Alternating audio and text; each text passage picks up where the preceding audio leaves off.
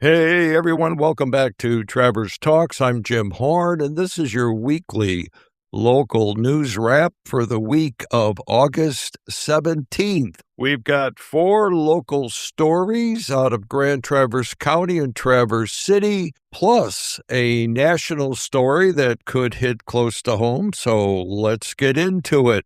Let's start downtown. After years of dueling proposals, the fight over the future of the city-owned Carnegie building on 6th Street appears to have reached a resolution. You'll remember the city extended Crooked Tree Art Center's lease there through October of 2027, while negotiations continued over what comes next for the historic building.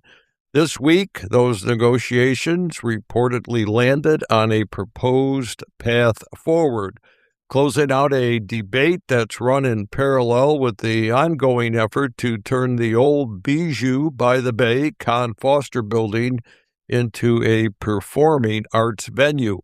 We'll be watching for the final details as they really become public, but after a long back and forth, downtown TC finally has an answer for one of its most debated landmarks. Next, a big win for Grand Traverse Bay. A federal judge has ruled that Elk Rapids fruit processor Burnette Foods violated both the Federal Clean Water Act and Michigan's Environmental Protection Act by discharging pollutants into wetlands and waterways that feed Elk Lake and Grand Traverse Bay without a permit. The ruling caps a multi-year lawsuit brought by the Watershed Center Grand Traverse Bay, the Grand Traverse Band of Ottawa and Chippewa Indians, and the Elk Skagamog Lakes Association. The case now moves into remedy and penalty proceedings, but the liability question is already settled.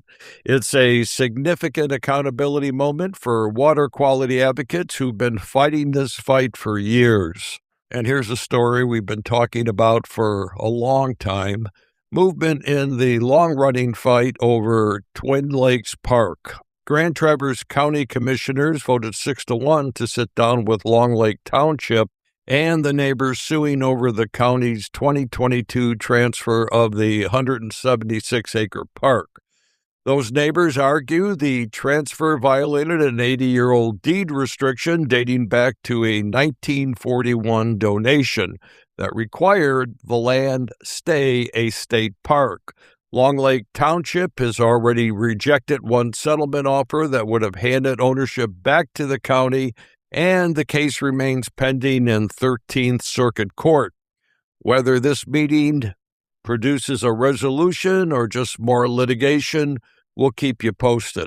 Well, new Canadian lumber tariffs are hammering the U.S. building industry with softwood duties stacking as high as 45% on top of existing levies, according to the Wall Street Journal.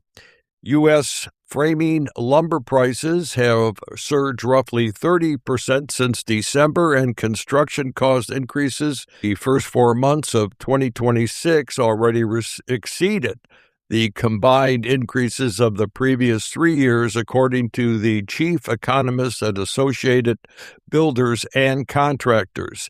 The stakes are high because the U.S. imports about a third of the lumber it uses, and Canada supplies roughly 85% of those imports, leaving builders with few alternative sources. Nationally, 7 in 10 home builders surveyed by the National Association of Home Builders in April said they were struggling to price new homes because of the material cost volatility. For Grand Traverse County, already grappling with a workforce housing shortage, rising lumber costs could directly slow or shrink projects like the 8th Street Workforce Housing Development and other efforts to add affordable units. And we always like to close on a lighter note. Traverse City Food and Wine wrapped up its second year this week, running downtown and around the peninsulas with events like Golden Hour Vineyard Tour at French Valley Vineyard and a grand tasting and a Silk Roads Flavor Odyssey dinner at Aries. despite a stormy midweek forecast. It's shaping up to be a solid shoulder season tourism draw for the region as it builds on last year's debut. A nice reminder for so many people that fall in love with this place even after cherry season winds down. Hey, thanks. This is it, folks, for the week of August 17th. Thanks for listening to Travers Talks, and I'm Jim Horn, and we will see you next week.